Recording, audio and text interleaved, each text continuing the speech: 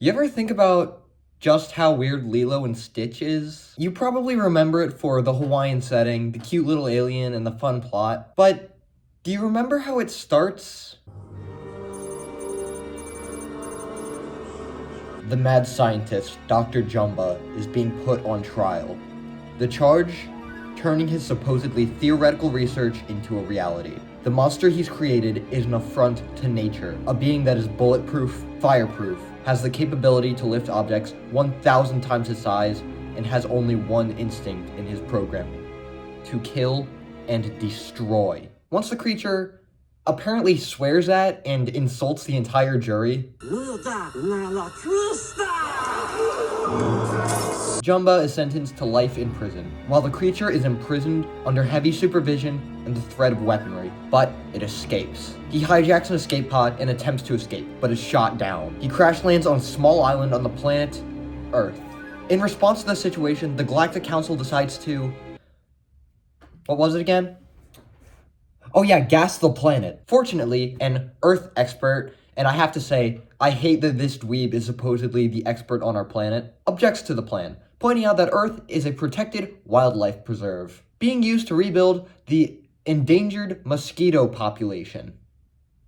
Okay, you know what? Actually, I would have been fine with the planet getting gassed if we could rid the universe of those ungodly pests once and for all. Plan B is to just blow up the island, but Pleakley says that's a no-go because it has settlements of humans, a delicate and primitive life form that they can't afford to harm. So the next plan, landing a full military operation on the planet, is also vetoed since it would cause mass hysteria across the planet. So finally, a stealth operation between Jumba and Pleakley is organized to quietly extract the creature.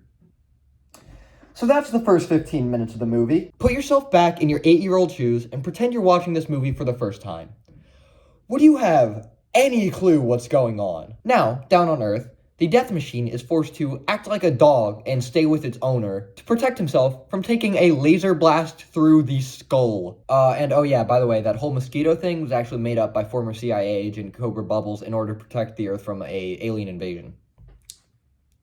What? This all sounds so completely insane, but it's really all there in the movie, and it's the driving force of the plot. It's easy to forget that behind the fun story of the girl and her dog, there's the unauthorized experiments spawning Lovecraftian nightmares to think about. Heck, if I had made up some random facts in that intro, would anyone have noticed? You never hear people talk about that whole part of the movie. So, did everyone else watch it too? Or did I see a personalized copy of the movie designed to confuse me specifically? Okay, it's probably not that theory, but I'd say it's probably so easy to forget about the space subplot because of how good the rest of the movie truly is. After those opening scenes, we cut to Hawaii, and the vibes are in. The two songs in this movie, He Mele no Lilo... how do you pronounce that? Himili no Lilo. Himili no Lilo. It's definitely Lilo. The two songs in this movie, Himili no Lilo... screw it. The two songs in this movie... Himili no Lilo. And Hawaiian Roller Coaster Ride are so incredibly good, and the accompanying animation is just beautiful. The whole Hawaiian Roller Coaster Ride sequence makes me want to go out and pick up surfing every time I go see it, which has never gone well a single time, thank you for asking. That scene where Lilo gets called crazy, and then completely silently tackles and punches Myrtle in the mouth makes me legitimately laugh out loud every single time I see it. And a lot of the other jokes are just really funny too. And she's upset because she only has a few more days to... Oh my god.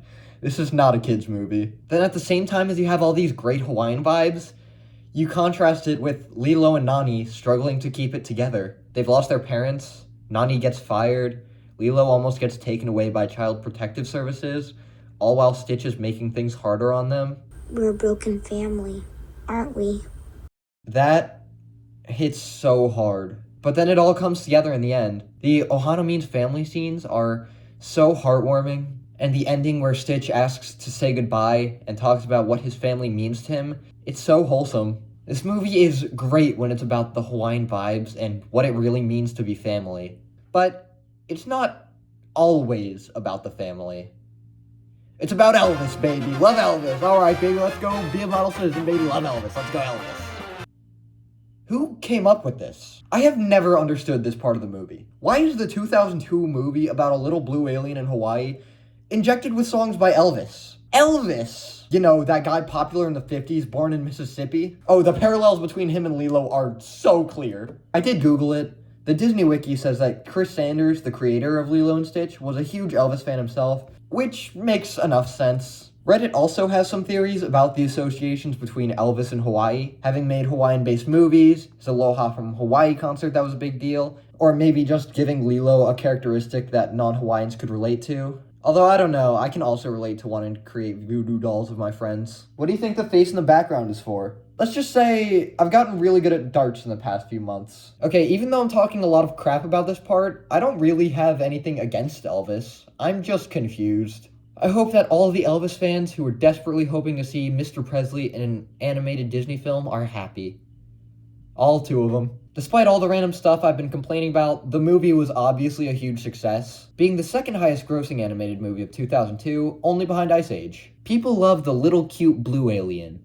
And wouldn't it be great to have him for yourself? Disney, being Disney, went ahead and merchandised the heck out of Lilo and Stitch. Although I probably shouldn't say Lilo and Stitch, because it really is just Stitch, isn't it? Go Google Lilo and Stitch merchandise, and you'll be able to count the number of times you see Lilo.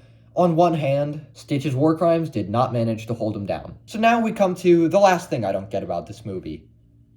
Is Stitch just a Disney mascot now? The Disney mascots have always been Mickey Mouse and Friends, which makes sense because they were some of Walt's first creations and have stayed popular over the decades. But for some reason, nowadays, we're starting to see Stitch creep into that camp. Stitch is on a bunch of Disney advertising, which I don't really get, because I feel like Lilo and Stitch isn't the most relevant thing anymore. But Stitch just gets this higher status because he's cute and merchandisable and so fluffy I'm gonna die. Of course, I understand where it's probably coming from. Being such a popular and recent character, Disney probably wants to keep him in the public eye for the new young kids. So,